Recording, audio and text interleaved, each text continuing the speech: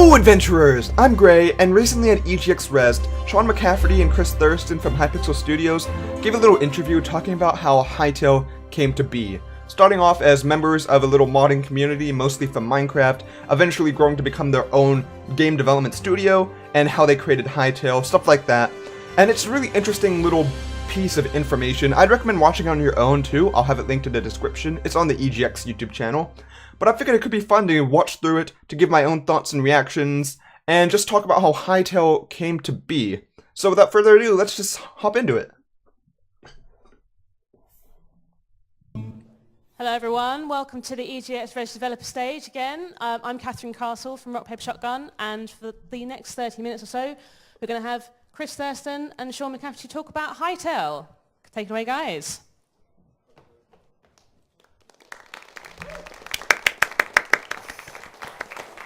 Hi everyone, as Catherine said, I'm Chris Thurston from Hypixel Studios, and joining me Sean McCafferty, content lead for Hytale.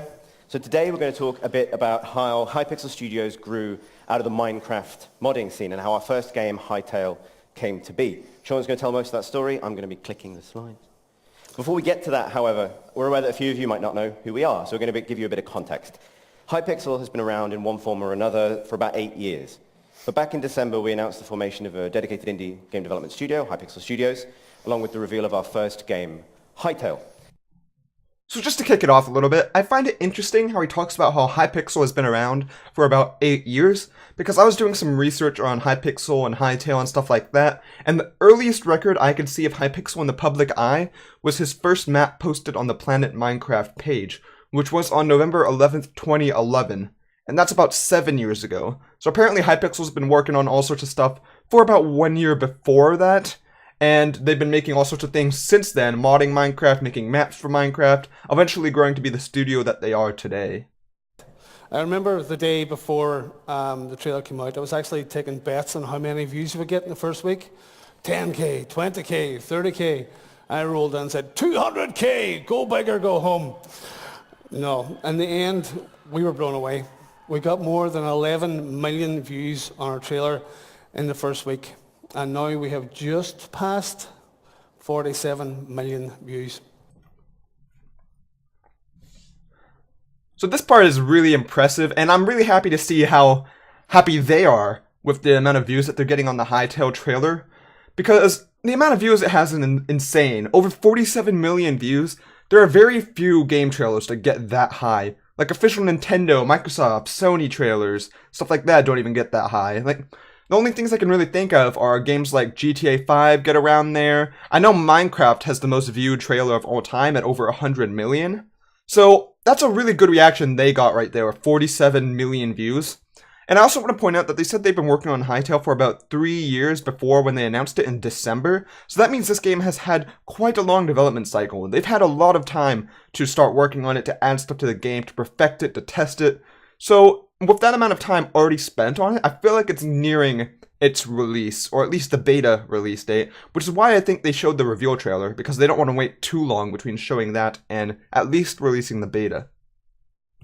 This morning, yeah. Yeah. Thanks.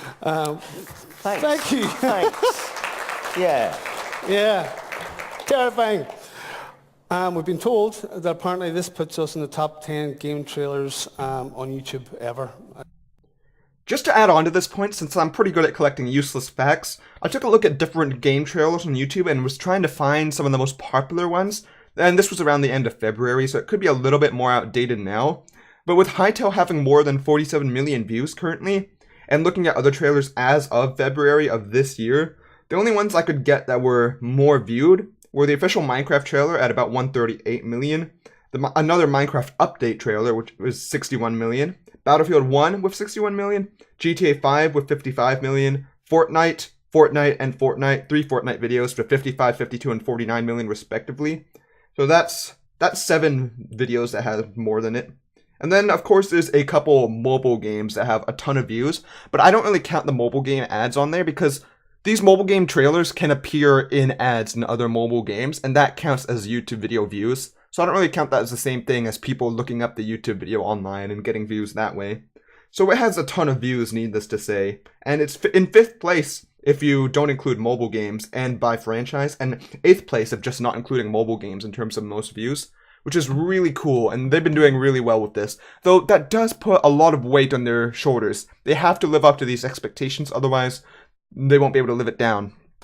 There are a lot of different aspects to Hytale, but in broad terms, the project breaks down into 3 pillars. First, the adventure mode. You've just seen the trailer, okay?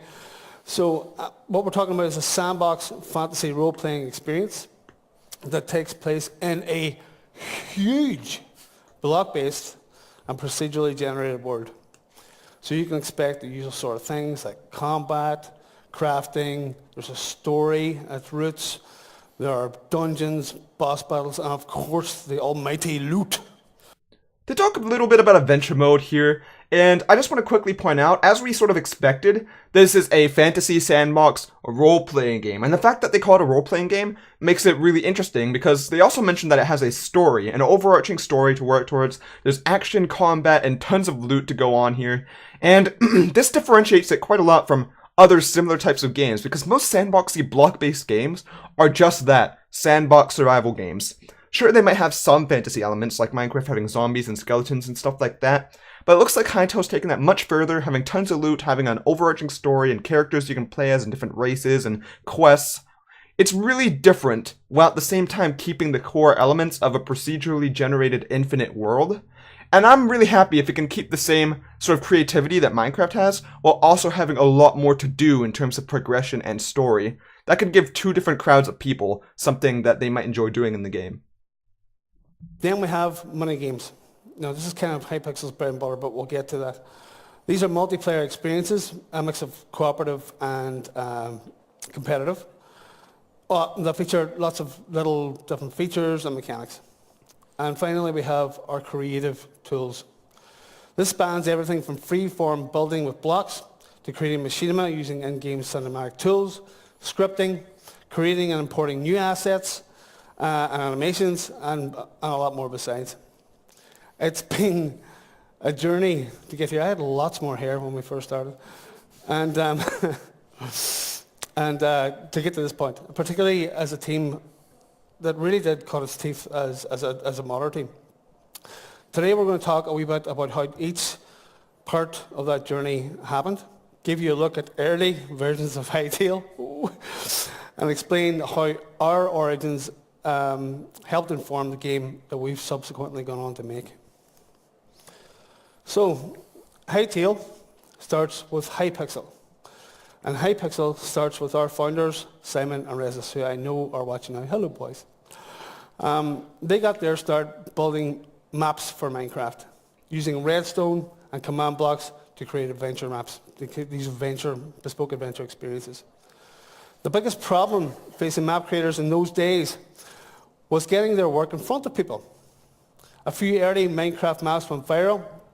It was tough for modders to find an audience. And it wasn't always easy for players to find games or people to play them with. The problem was that sharing maps and then getting them into Minecraft and allowing other players to join that experience wasn't easy by any stretch of the imagination. This is an interesting thought, because back when Minecraft was originally in its infancy, maps were just starting to be made, the idea of a high-quality, big-budget adventure map wasn't really understood back at the beginning. There wasn't really a good way to get access to Minecraft maps, to get them into the public eye, to have tons of people play it and make a living off of it. And there weren't websites that were easy to use like there are today to quickly find maps, like MinecraftMaps.com, and Planet Minecraft, I assume, was still just in its infancy, and Minecraft Forum wasn't as popular as it is today. And it was just much more difficult to get your maps visible back then. The solution to the problem was the creation of a server, and within that server, a lobby that allowed players to meet up and connect to play games and each other. This meant the players didn't have to mess around with downloads or folders or port forwarding or any of that. You just typed in a URL and away you went. In a sense, lobbies are no different from any other kind of modded Minecraft experience. They're maps that you connect to, that use scripts, and other additions to deliver something that the base game usually doesn't do. I didn't know this. So apparently the Hypixel server was originally created because of Hypixel's custom maps, and it was because Minecraft doesn't have a good way, an easy way to play custom maps with friends.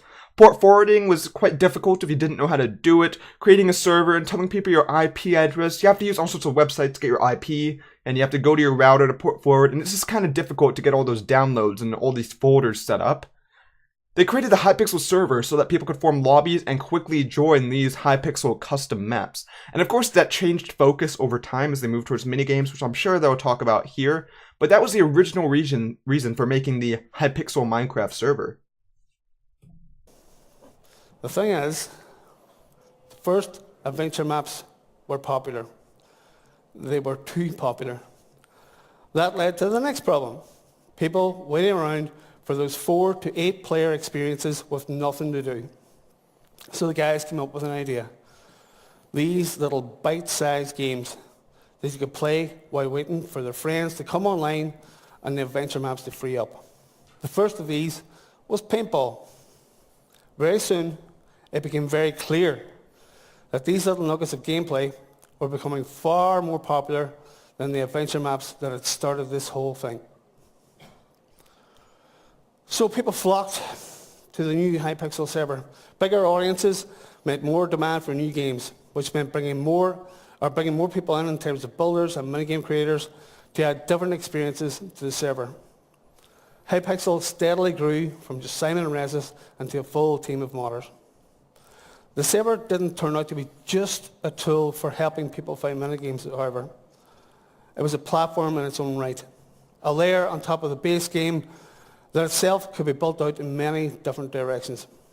The same systems that allowed us to use a lobby to connect players to minigames allowed us to implement progression systems, loot, daily and weekly quests, and other mechanics that have more in common with a commercial live game service than they do with traditional modding, including, crucially, monetization, which in turn allowed Hypixel to become a business.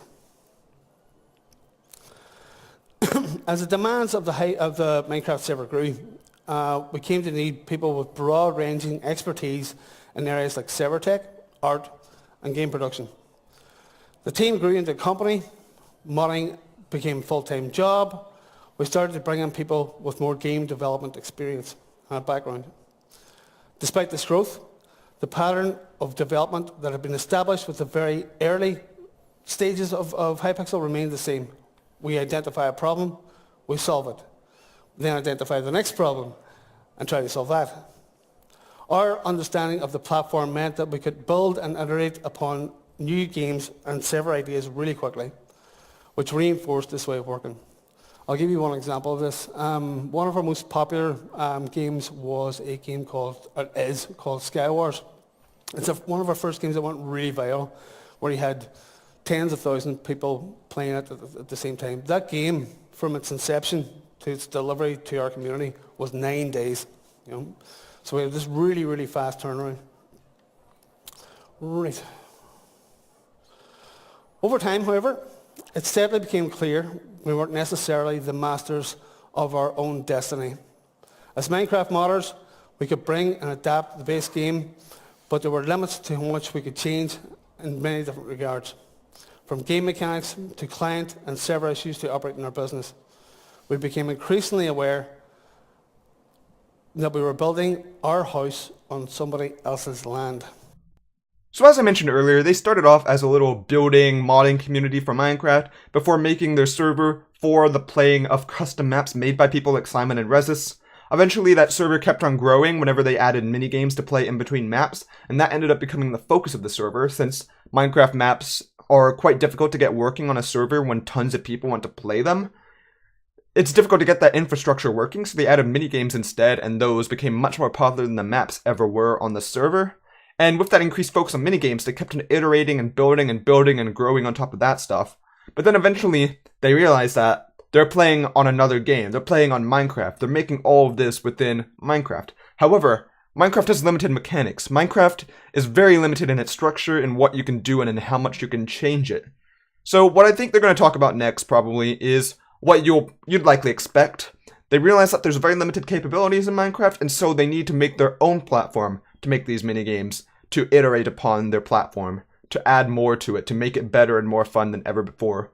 And that's basically the idea behind Hytale originally.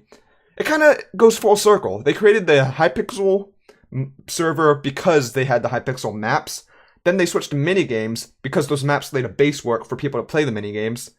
And then those minigames were the inspiration for the creation of Hytale.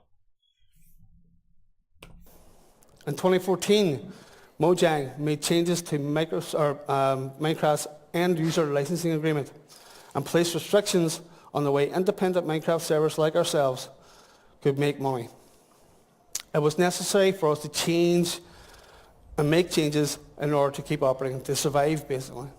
If you don't know what he's talking about here, this is a pretty controversial topic in Minecraft, one of the most controversial actually, and it's from June of 2014, which is when Minecraft changed the EULA, which is the End User License Agreement, in order to make it more clear what server owners were allowed to do for making money on servers. And this was very controversial because a lot of Minecraft servers made a ton of money from selling expensive items in-game or expensive memberships and things like that. And they made a lot of money off of children who love playing on the server, wants to support it, and you get some free stuff by buying a different membership on the server. However, with this change in the EULA, it completely limited how much they were able to charge for different things. Server owners weren't allowed to charge people for in-game currency, so you couldn't spend real money for a server currency in Minecraft anymore. Along with that, you couldn't spend money on items that would affect gameplay anymore, so the only thing you're allowed to charge for were things that were solely cosmetic. And if you go on Hypixel's server, you'll see that pretty much everything that costs money, like the memberships and stuff, they'll give you perks like flying around the lobby, maybe getting a pet that you can have in the lobby, some special effects. And I still think Hypixel does it best, but even so, they lost a lot of income from that type of stuff. I hear that they lost over 85% of the money that they were making on the Hypixel server after this EULA change, which I didn't realize it was that much until I heard about that, and that's a really big deal. So that's another inspiration for the creation of Hytale. But even so, and even though we got behind that, we saw an 85% drop in our revenue. Oh yeah, I just mentioned that. The thing is, however, what Mojang did was right. It was entirely within their rights to make these changes, and although there were a few snags along the way, ultimately it was all about keeping in mind the player's interests. This is also true, and I'm not entirely angry at Mojang for this. In fact, I'm not really angry at them at all. I completely understand why they did this, though I do understand why it's controversial. Because a lot of people hate in-game purchases now, especially in games that you buy up front. So if you're going to add all these things like in-game purchases that actually affect gameplay and stuff, it can really ruin it for the people who aren't willing to spend money. So what this did was it made it a lot more fair for people to play on these servers on a level playing field and made it more fun.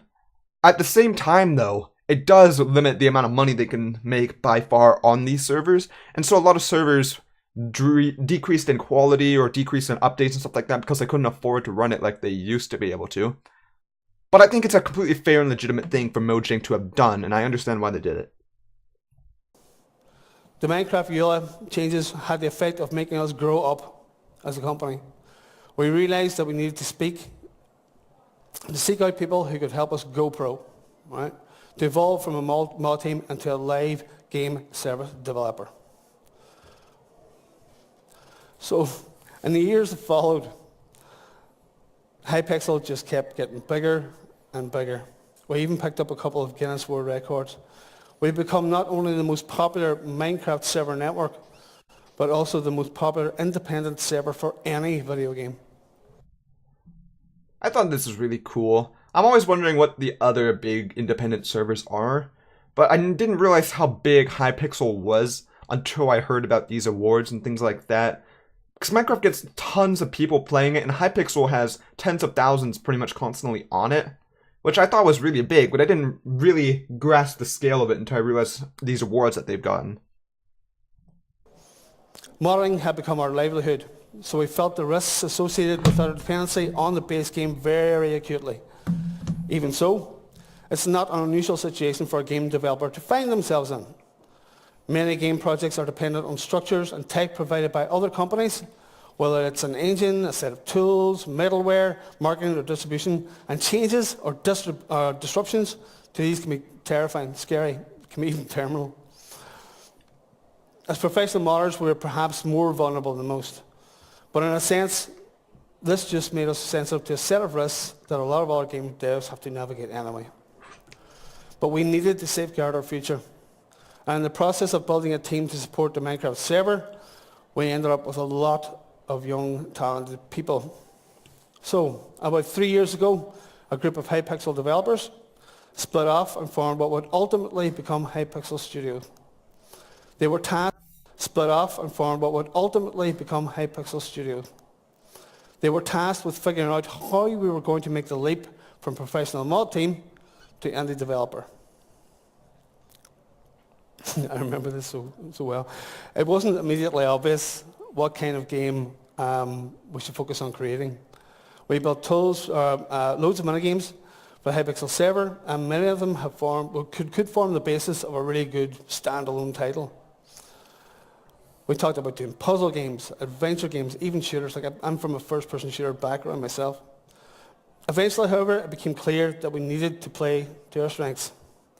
As the mod team had grown, a lot of expertise we'd picked up was technical in nature. In order to support the Hypixel server, we had to get good at server infrastructure, chunk rendering, other technical disciplines that are very specific to block games. And that in itself was rapidly becoming a genre in its own right. I'm really happy that Hypixel Studios decided to go down this road to play to their own strength and to evolve this genre, because I feel like this genre is still very popular and there's still a lot of room for growth in it. The pixelated block-based sandbox game, like the only real big one is Minecraft. There's a lot of pixelated sandboxes, like Terraria is really good, Starbound's really good, but in terms of the 3D block-based survival building genre, Minecraft's really the only big one. So I'm really happy they're deciding to take that to play to their strength and to evolve it and make another great game that I could potentially play and many other people could play for years and years to come. I think that's a really fantastic idea. Plus, they already have tons of minigames and stuff made for it, so I'm hoping that they can fit this all together in a really successful way. Production on Hytale really got started when we realized we had the opportunity to use all of our modding experience to solve the problems that we hadn't been able to address while working as modders. Common to a lot of these issues was the fact that while we could create maps, write scripts and set up servers, we had never been able to change the game client. As we began to consider this idea, it became apparent that in order to achieve everything we wanted to achieve, we needed to be able to control every aspect of the client. Initially, we experimented with a few options in terms of engines and technology. Eventually, however, we realized that we needed to write our own game engine from scratch, designed to meet the needs of a block game, which is fun. Although our goal was to work towards a familiar experience, the Hytale team started over from first principles in order to give ourselves maximum control. This is a huge change for our mod team, but in a sense, we were in the position to do so because we put together, whether we knew it or not, over the years, a detailed specification of our ideal platform. I'm pretty happy they decided to use their own custom-developed game engine to develop Hytale rather than using Java, because Minecraft Java has had quite a lot of issues due to it being in Java in terms of frame rate, in terms of loading, in terms of all sorts of stuff. It makes it difficult to update. And making their own engine will make it a lot easier for them to update it, to get better frames and stuff like that. And at the same time, since they would know it inside and out since they made it, it'll be a lot easier to add new features to it. Also, if you don't know how Hytale's modding works, they did talk about it before. The client, which is made on the custom engine as they mentioned, is locked to them. Only they can edit it, which you may think may defeat the purpose of it being an open platform that anyone can edit. But they're doing this for a reason. They want it to be custom to them so they can add whatever they want to it. And people can also add whatever they want to it, but just not through the client. People can use the game servers in order to edit that. And the game's servers for Hytale will be in Java. So people who are skilled at modding Minecraft and adding their own things to it can do it much easier in Java than they could ever do on Hytale's proprietary client engine anyway. And additionally, having everyone on the same client engine will make it a lot easier for them to update the game for everyone. They won't have to worry too much about mod compatibility and all that type of stuff, since that's all server side. So they can just update the client whenever they feel like it, and it makes it a lot easier that everyone's on the same type of client, the same version. It makes it more uniform and simple, which I like. The initial years after Hytale's development were dedicated to engine and tool creation. We invested a lot of effort in getting back to square one, essentially in order to make sure that we would ultimately be building a game that was as future-proof as possible. So here's a look at where that work initially got us. Our initial exploratory work helped us get up to speed with our new engine fairly quickly. This shot shows a very early version of Hytale using all of our own tech. Now this is a screenshot I've never seen before. This is very early Hytale, and you can probably see quite a few differences from the modern Hytale. The graphics are less polished, the textures are less detailed, the player model is a lot more simplified, and the way that they're holding everything is less like the modern Hytale, I'll say. However, I will say that that sword that I'm seeing, I don't think I've seen in modern Hytale, and I don't even know if it is in modern Hytale. It might just be a previous version of a stone sword or something like that. It is cool to see some of this pre-release or some early development screenshots and footage of Hytale, though. It's a good glimpse into the background. There's a lot to do from that point, obviously, in many fields. So we're going to show you how things started to come together using screenshots from various points in Hytale's development. Please bear in mind that these shots are pretty old and are not representative of the final game at all. So we have three artists, Thomas, Paulina, and Connor. Hello. They're going to be going through a lot of different screenshots and concept art and things like that. I might discuss some of them if they're new, but for the most part, if they're old screenshots, unless they talk about something completely new or interesting, I'm not going to mention it too much. Artists started to establish the visual identity for Hytale, you see from that concept sketch there, which includes everything from character designs and guidelines for world generation. Each of our zones has different rules when it comes to world gen. Like each zone in the game, each of the sections are wildly different. And those rules apply to topography or underground geography, water, creatures, plant life, the placement of prefabs and point of interest that you may have seen on one of our blog posts, like ruins and forts. World generation in particular became an area of interest. Hytale is divided, as I said, into zones. And each zone is divided into biomes. And we experimented with a lot of ways to create interesting and dynamic environments at the points where the biomes intersected. This is a completely new screenshot, though there's not too much of interest to see here, other than the fact that the side of this mountain has a giant cave just going through it, and I think this is a cool aspect of world generation, another cool thing that could happen with all of the randomness that occurs in world generation, and I hope to see more cool things like this when we play through the real game. This is an early look at world gen in Zone 1. At the same time, we worked on detail, like kind of all the fluff around this. So the world generation takes care of the topography and the things you can see and do, but that still had to be followed with more life. So at the same time, we worked on the detail. Plants and animals, materials, custom models, and so on, expanding the capabilities of the engine itself in order to include the creative flourishes that we wanted to see. So in this screenshot, you see Zone 1 a little further along. There's a lot more going on, and we're starting to see the benefits of all that additional work.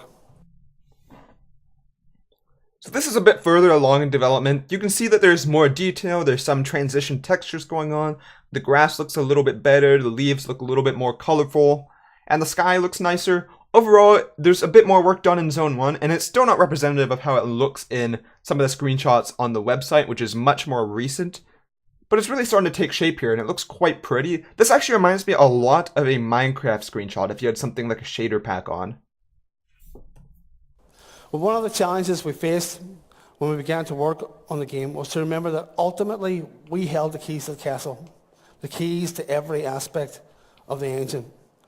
We were so used to modding inside that tightly controlled box that it was easy sometimes to forget that we had the power to change everything that we wanted to change, add everything that we wanted to add.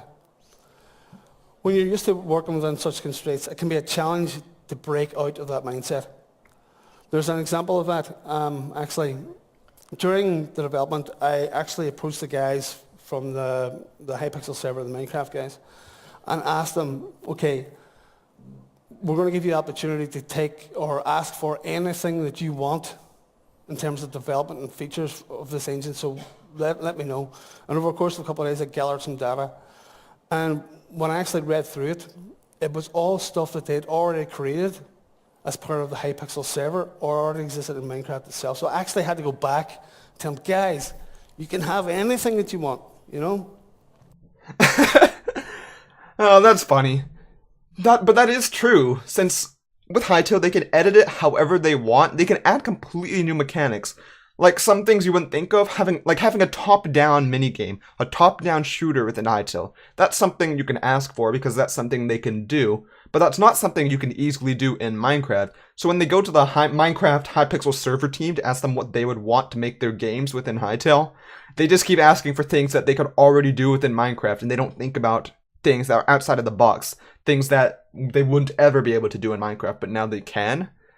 I can see how it would be difficult to break out of that mindset, to break out of the norms that you're already used to in order to come up with something new. They're just locked in that mindset. They got there though. This is another screenshot of Zone 1, this time a lot more recent. This one's from about a year ago.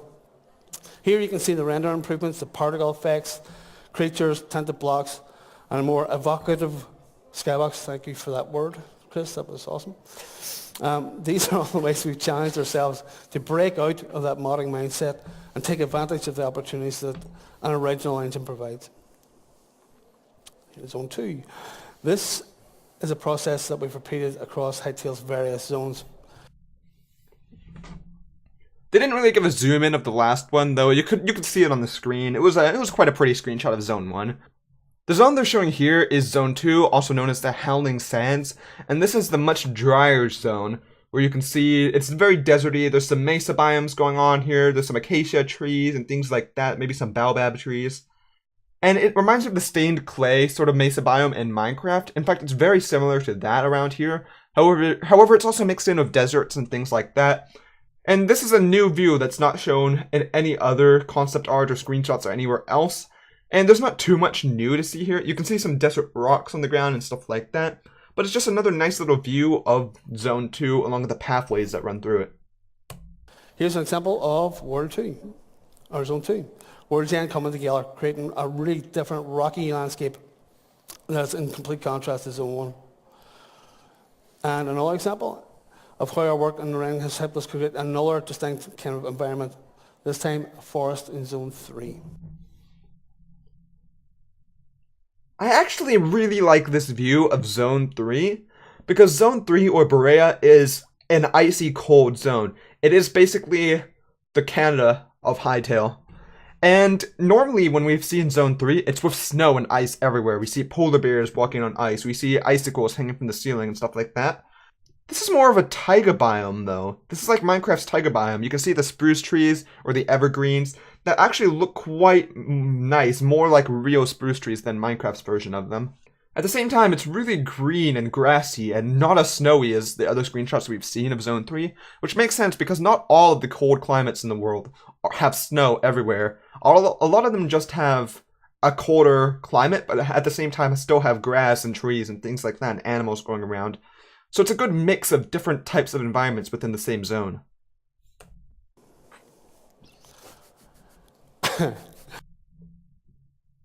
What the heck is going on? What the heck is going on here? This screenshot actually provides some information that's useful. you can see how people's names are shown above their characters. Of course, this is an early concept, so it might not be how it'll really be shown in the future, and I don't think it is, because if you look at Zum at the right side, he's crouched down quite a bit to the bottom left compared to where his name is, so that'll probably change later on to make it more clear whose name is whose. Other than that, though, you can also see a cat in the background pacing across the dirt very proudly, and that's just a nice little detail. I love this. We focused a lot on world gen so far because it's fairly easy to demonstrate visually. But the work was much broader than this. Here's an early shot of functional networking, which is really important for us because it gave our team an opportunity to be absolute weirdos as well as developing some server-side stuff. Actually, one thing I didn't point out yet is if this is the early build of functional networking, whenever they first get on server to test it and things like that, and this is the default skin that's shown, could this skin right here be the Steve of Hytale? Or is it a different skin later on? Because this appears to have been, at least originally, the default skin of Hytale. This guy with the blue shirt and the red pants. Yeah, that's interesting. I wonder if Hytale will have a Steve. It probably will have something like that. There needs to be a default skin for someone who doesn't customize their character. Or are you going to have to make your own character when you start out in Hytale? More importantly, it meant for a lot of our other work, particularly the evolving sophistication of the game world, that these things could be tested and iterated upon collaboratively. But apart from that, we are a remote team. We do not have an office, right? They give the name of a new creature here. Okay, so I've seen this bird before. This bird has appeared in some Christmas screenshots and things like that, but I've never given a name for it, and people have always assumed that they're just a turkey, but a big turkey. Like, it's like a chocobo if you've played Final Fantasy. Like, you can ride on it. There have been Quebecs riding on these things. However, this in the Hytale model maker gives a name for it that you can see at the top. It says NPC/beast/tetrabird. So this is the tetrabird, a new creature for Hytale. I might need to add this to the wiki myself because that's really cool, and I'm pretty excited to see this thing. There are people who work on this game that are as far east as New Zealand and as far west as California, and we don't have a central place to meet up. This was the closest thing we got to getting together and being face to face as we ever had before. Right. So we have people on the team with expertise in engine and tool development, including Elise and Bilu, the craft studio guys, who helped us build what was now called the Hytale Model Maker, an accessible 3D modeling and animation toolkit that we created specifically to help with the development of the game. All of this work on the engine and our tools has really paid off. Having the freedom to tinker with the game and experiment with new ideas has led to some surprising additions, like an in-game cinema where you can watch dog videos or cat videos. It's another view of the cinema! This time from a top-down angle showing the names of the players, and I assume this is more representative of what the cinema will really look like whenever we get to use it, because rather than being a sort of concept screenshot type thing where everything is scripted and they can throw whatever in for a nice-looking screenshot, this is literally just an in-game screenshot with real players watching a video, a cat video, which, let's be real, this is what people are going to be watching. I don't know how many details there are on here that haven't been pointed out already, though, other than the names above the characters. As far as I can tell, every developer character here is human. Everyone is human. And there's not too many hidden details, I think, though you can see the different developer usernames. So if you want to memorize the name of these usernames, such as Rezzed, JVarmer, Lyle, stuff like that, Nitroholic, and so that you know them when you see them in-game, you can do that too. Otherwise, though, there's not too much to see here. Our tools let us iterate quickly, which brings us kind of full circle back to where the way we used to work as modders. We've held internal modeling jams to see how far we can push the engine and the tools. The years we spent laying the groundwork is now paying off for us. If we need to change something in our engine or tools, we have the power to do that. It's been a really tough, but really rewarding journey to go on as a team that is acutely aware of all the frustrations that we've had before. It's because of that awareness, in fact, that it became increasingly obvious to us we wanted to share these tools with our players. When we ship Hytale, we will also provide the Hytale model maker for free. You'll be able to write your own scripts in-game and use development menus that allow you to change the properties of the environments and the NPCs on the fly. Swapping out assets, loading new ones, changing gameplay mechanics, and so on. So yeah, it's really this freedom, I think, to mod the game and to create your own stuff is what rounds out Hytale. And we think it's one of the reasons that we received that positive reaction back in December. And so since then, we've been able to plow ahead with production, obviously, but also try and be more open about our process and give people a bigger look at what's going on as we continue to develop the game. So, we've used our blog to talk about things like block building, custom models and decor. This is stuff that every player will engage with, but it's particularly of interest to modders and opens up a lot of potential for them. We've talked about character creation, customization options, how we're able to offer not just different looks, but also a sort of thematic range of styles from traditional fantasy through modern fashion to cosplay, essentially, within the game. This week, we took the lid off behavior scripting, which is a modular system that allows us to construct interesting behaviors for creatures out of templates and common components, and ultimately modders will, of course, be able to do the same. We've started to talk about how custom servers will work, how modders will ultimately be able to operate their own adventure or minigame theme parks and do that within Hytale.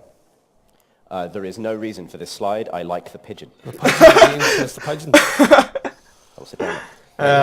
Nice. They're just going through some quick features. We've been fortunate nice in many pigeon. ways as mod teams go. And we want to pay that forward by making sure that Hytale modders have all the tools they need to build the kind of games they want to build.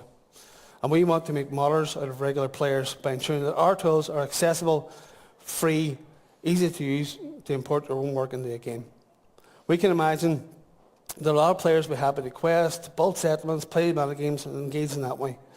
But we also want to lay the roadmap that turns adventurers into builders into minigame creators into modders and server operators, and modders and server operators into game developers. After all, that is what happened to us. So yeah, that is, hang on, there's more, easy, Julian. That is the origin of Hytale, pretty much. We're going to show, we hope you've enjoyed hearing a little bit about how the game came to be, and we are going to spend the next 15 minutes or so answering questions. If you've got them, I know the microphone will come out very shortly. Okay, so that's basically how Hytale came to be. That's a story of how it was developed, why they started making it, and the successful reaction it's gotten. And next they're going to go over various different questions, and I'm probably going to look at all of them. I'm pretty sure they won't answer anything that's like, what is the release date of Hytale? But if they do, I'll definitely talk about that. But before we get to that, which is why you shouldn't clap yet, we want to show you a little bit of what we were working on recently. So in this presentation, over the last couple of months, you've seen World Gen in Zone 1 and 2 in the kinds of environments and atmosphere it can create. So here is a look at Zone 3.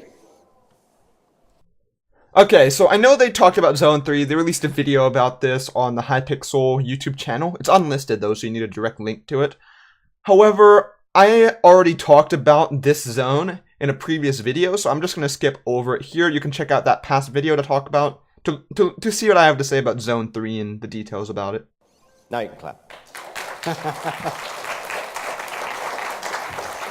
So the microphone stand is making its way to the front. If you have a question, please line up behind it and speak directly into the microphone. Don't be shy. Don't be shy. Yeah, I mean, basically, you guys are going to have this potentially huge community, a platform which people are going to be doing a lot of things with, which is a tremendous opportunity for you, as well as the people who are creating content within your world. So I was just curious kind of what your plans are for making it work both for them and for you. Well, I don't want to go into terms of monetization or anything just yet, because we haven't learned all what we're going to do. But to use a kind of Disney paradigm or theme paradigm, when you go to Disney, you pay at the door and then the rides are free, right? So Outside of kind of all our monetization features for ourselves, what a server does, but we have to keep an eye on that. You know, we have a certain amount of ethical sort of behaviour that we expect from anybody who's going to start engaging with the Hytale community themselves in their own terms. So we've already started talking to people about this and what they want to do and what they achieve. It's a little bit early yet, but yeah, we're open to anybody wanting to create anything basically within reason. Well, something we showed in one of the slides, and that slide was from a blog post we did in January, I think, about how our server system works. We got a little bit of the server, like a UI concept for the server browser. That will be a way for server creators to be listed in Hytale within the game itself. Yeah. Sorry, so when you actually load up Hytale, you'll have the three options at the top of the screen. Basically, you'll have the adventure game, and then you'll have mini games, and you'll have servers. Right. So when you click on that servers, you're going to see our server, obviously, but you want to see anybody else who has a server created. And of course, there'll be ways for people to connect to other people's servers using an IP address or things like that. So. Yeah, and I think we've talked about this before, that we have ideas for like a way for server operators. Created. And of course, there'll be ways for people to connect to other people's servers using an IP address or things like that. So. Yeah, and I think we've talked about this before, that we have ideas for like a way for server operators to declare the kinds of servers they're operating, what kinds of services they're offering, what kind of mini games and so on. Yeah, we're talking about white, grey, black. Yeah. Okay, so that's still a wee bit. Yeah, and, right. and, all and all this kind of stuff should be taken with a grain of salt. But we have this notion of a white server, a grey server, and a black server. White servers are obeying the rules. It's all clean. It's all very wholesome. Grey servers are kind of, I wouldn't say pay to win or anything like that there, but and then black servers just don't care about the rules, and those sorts of servers don't get listed. You know, so things like that. Yeah, thanks. It's true that there's a lot of things to keep in consideration whenever you're the host of a big platform like this. And I don't know if Mojang was able to deal with it the best. I feel like they did it the best they knew how to. However, it's quite difficult in order to manage a whole ecosystem where everyone is doing their own separate thing, and some people have a negative intent when creating servers or a monetary intent and things like that. And for example, Minecraft did that whole EULA stuff that they thought was right for the community, and I would say is right for making a positive experience for kids to play on. However, it killed a lot of servers whenever they did that. So Hypixel Studios is going to have to manage those different things, those contrasting ideas of allowing the service to make money and to exist and thrive, while also fostering a positive experience for people to play the game on. And I'm curious to see how they'll balance that out. Like, that whole white, gray, black server thing is an interesting idea, but they'd have to be very careful not to list something the wrong way, because I feel like even if something is listed as gray, like a server that used to be white is listed as gray, it could completely kill the server, because people will be searching only for white servers because they want to play a fair, fun server. So hopefully they're able to balance out the system, monetization, all that okay, but that's something for the future, because they're still working on monetization right now. Hi. Hello, sir. Hello. Hello. With the mini games, will there be different, like, can other people make mini games apart from you guys? That is the whole point of everything that we're doing. We want somebody else to make a Hypixel server, if you know what I mean. The same way Hypixel created a server around Minecraft, we want somebody else to create their own server and their own experiences around Hytale. Okay. We want to see that happen. Again, only somebody else did this thing.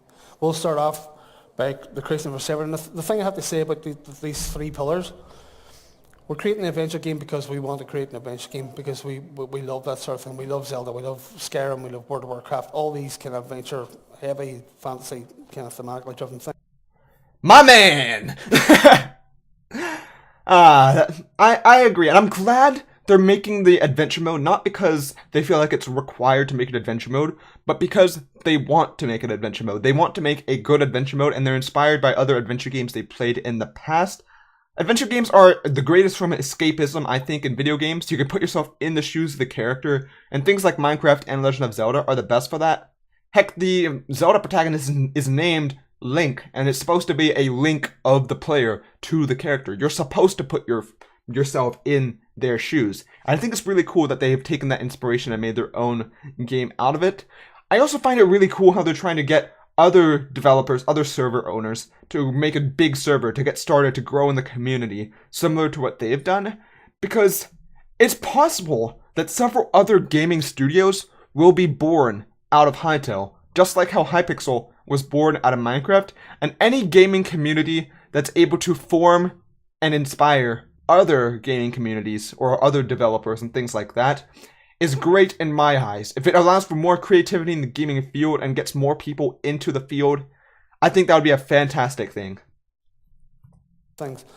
And that's part of who we are, it's part of our DNA, but the big part of our experience is in the creation of minigames. And what we're doing and why we're doing all this isn't just to do that and make money off it and all that. It's an example of how to do things, right? So the adventure game, our players are going to be able to pick that apart. They're going to be able to open up anything you see in the game, you can edit in the game, right? And we want them to learn how to do it and then do it themselves. Why have 60 developers when you can have 6,000, 60,000, you know, just and foster that sort of community? Has been what we have been about since day one. So this is a question that people have been talking about ever since the trailer. Here has it been comes. announced. Here it comes. Here it comes. Do you guys think that with the release of Hytale, Minecraft is going to be crushed? Oh, that's a good question. Yeah, I think No. no is the answer to it. Yeah. And I'll tell you why. Minecraft is huge. That is true. That is super true. Gargantuan. Covers many, many, many, many platforms and has many, many guys. But it's an awesome game. It's an awesome game. And it's a generational game. It's a game that gets passed from brother to sister, you know, down to nephews and nieces. You know, it's been going for It's a so game that long. makes up the And I don't childhoods of think- so many people. If Hytale has a percentage, like a small percentage of the success of Minecraft, then our job's golden, you know. It's never been our intent to crush Minecraft. You know, the guys from Mojang have actually been very supportive. I actually met a few of them in San Francisco a while ago, and they were going, that's awesome, we can't wait to see what you do. But they have a development roadmap as well, you know, so I'd be excited to see how, you know, how these things kind of sit in parallel, and will one feed into the other and vice versa. But I'm hoping that the creation of Hytale provides a competitor to Minecraft that forces Minecraft to update and add stuff at a quicker rate. Because if Hytale has so many more features than Minecraft has whenever it releases, people are going to play on the game that has more features, generally. Not everyone, of course. In fact, I think a ton of people will keep playing Minecraft because they already own Minecraft, they already understand it. But a good number of people will swap to one that has more features, more modding potential, more map potential, and stuff like that. And Minecraft's going to have to innovate to compete effectively with Hytale. So I'm really interested to see how this competition affects both games. I don't think I want to live in a world where you can't have both, you know? Thanks, dude. Yeah, no, For thanks. that. The Yeah. hardest question we got so far. Thank you. Well, my question's going to be seem extremely frivolous after that. What is your favourite Hytale animal apart from the pigeon? Seems like a rather loaded question, Catherine. It is the pigeon. And I won't shift It on could that. only be the pigeon. It could only be the pigeon. Fair enough. Well, just in case, as I say, we've got like maybe 1 or 2 minutes for questions, but if no one else has got any more questions, Go on. Go on. then I'll give you 5, 4, 3, 2. Yes, lad. Sean, you didn't say what your favourite Hytale animal was. I You- can't you actually expect- say it because it hasn't been seen yet. Oh! I think the existing one, secret. Turbo Chicken. Yeah, Turbo Chicken is the most awesome thing. The in Turbo Legend, Chicken. Apparently. indeed. Yeah, if you pay attention during the trailer, there is a little secret URL that will take you somewhere on our website. I already where found you that can one. see Turbo Sean- Chicken. Turbo Chicken. Hi. So I have one question. Mhm. Like, will Hytale come out on like only the PC or other consoles as well? We are focused solely with a laser-like focus on PC and Mac at the minute. However, we will most likely be pursuing that avenue sooner rather than later, but we don't know yet. Our team has been built from the ground up as PC developers, so we don't actually have the internal experience to bring out the console. That does not take it off the table, however. I'm glad to hear that, because whenever I play Minecraft, I usually play on PC, and I'm glad that they have a big focus on PC to make that as good as possible, and Mac, of course. And I'm happy that they're making it work on Mac as well. That way a lot more people can play it on their computers. However, if they do pursue it on console, I'd be pretty happy with that, especially if they put it on Nintendo Switch. That way we could take it on the go to make our own worlds and just have a lot of fun in local sessions and things like that. I think that would be a great idea, and I'm glad that they haven't ruled that out either. Thank you. Thank you. Thank you. All right, I think we've probably run out of time now. Thank you, Chris and Sean, for taking us through the story of Hytale. Please, everyone, give them a round of applause. Okay. And thank you again for joining us today. Please do come back at 4 o'clock for Oxventure, both in here in the theatre and also on Twitch. Thank you also for those of you who are joining us on Twitch today for listening in. And yeah, I hope everyone has a very good rest of EGX Rezzed. And thank you again for coming. Thanks, Thank Kevin. you. Cheers, guys. Okay, so that's the end of it for now. I'm kind of disappointed that no one asked the question that I feel like someone should have asked, which is, when is Hytale releasing? Because I knew they wouldn't give the answer to that, but I feel like if someone asked, like, when is the release window, or do you think it'll come out this year, they might be able to give some info on that, and I think that might be fun, or at least it might be funny to see how they would respond to it, so I'm rather sad they didn't do that, but otherwise, it's a pretty interesting interview about how Hytale was conceived, and I really liked it. It was very informative, and they showed some details about Hytale that weren't entirely revealed yet, such as the name of that new creature, and some new screenshots we've never seen. So overall, I think it was a pretty good interview, and I'm glad that they did it. And that's the entire video, so that's all for now. Hopefully you all enjoyed. Subscribe for more Hytale content, and I hope to see you all on the next adventure.